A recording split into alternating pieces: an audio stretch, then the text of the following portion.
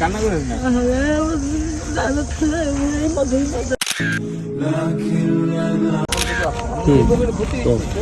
আসসালামু আলাইকুম। আমরা এখানে আসছি আজকে এক কাকিমার খুবই দুরন্ত অবস্থা। উনি একটু এখানে হচ্ছে প্রায় 22 থেকে 24 করার মতো ধান বুনন করছিল। তো আলহামদুলিল্লাহ যখন বুনন করছিল খুব ভালো ছিল।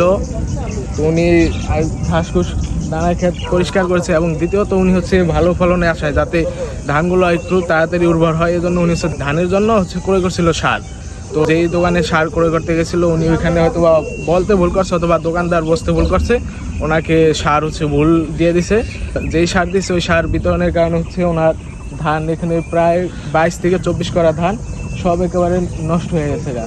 এখন আমরা এসেছি এখানে হচ্ছে আমাদের সংগঠন যুবকদের ইনসাফ সংগঠন থেকে এসেছি।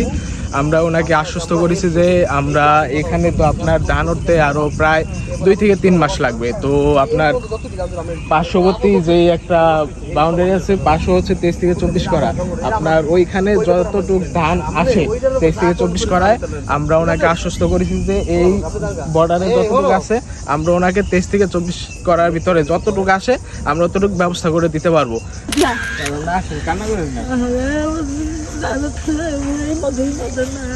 আপনি কি এই যে এটাই এখানে কয় করা জমি? 22 করা সম্পদ। আপনার এটা করতে কত টাকা খরচ গেছে?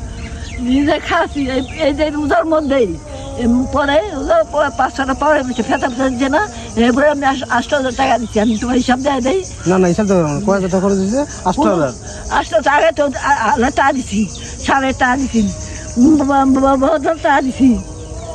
আর নিজে তো সাফ করছি, নিজে হেসি হুসি না বুঝে না বলো আমি নিজে খাচ্ছি। পয়সা গেলে তো ঠান্ডা লাগিয়ে দেবো গা। রান্না করে এখন আমাদের বলেন যাতে আমরা আপনাদের সহযোগিতা করতে পারি, এই জন্য আমরা আসছি। এখানে আপনার কত টাকার মতো খরচ হয়েছে? 1500 টাকা। এটার উপর দিয়ে আপনি চলাফেরা করেন? হ্যাঁ, আমি যখন আগে বাজার অর্ডার কাম করতাম অত দিই না, আমি দিই। আর হলো আপনি কি আগে পরে এখানে ধান লাগাইছিলেন না এবারই প্রথম? এইবার এটা প্রথম বছর লাগাইছিলাম। না গ্যাসের বছর লাগাইছিলেন না? গত বছর ধান আসছিল কত মনের মতো? কত বুঝতে পারিনি কে, নতুন নতুন না বুঝলেন কম হচ্ছে। আর এই জমিন কম আছিল, এবারে জমিন বেশি।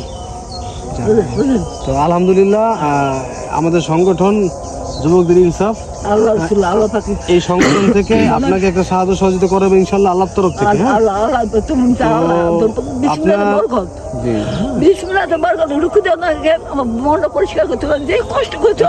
শোনেন কাকিমা, আপনার এই ধানটা উঠতে তার 2 মাস বা 3 মাস সময় লাগবে, পাশের ক্ষেতে ধান না।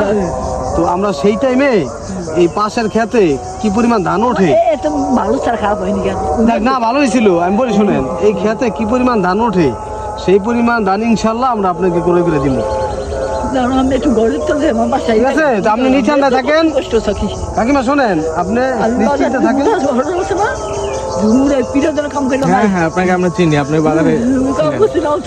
আর হচ্ছে ইতিমধ্যে উনি অনেকের কাছে হয়তো বা গেছে, ওনাকে যেভাবে পারেন একটু সহযোগিতা করেন। উনি খুব গরিব মানুষ এবং দরিদ্র মানুষ। আমরা যুবকদের ইনসাফের পক্ষ থেকে আমরা ওনার পাশে দাঁড়াতে চাই এবং সহযোগিতা করতে চাই। আমরা আপনাদেরকেও বলতে চাই আপনারা সকলেই আমাদের সংগঠনে যুক্ত হন এবং এই কাকিয়াম্মার পাশে সবাই দাঁড়ান।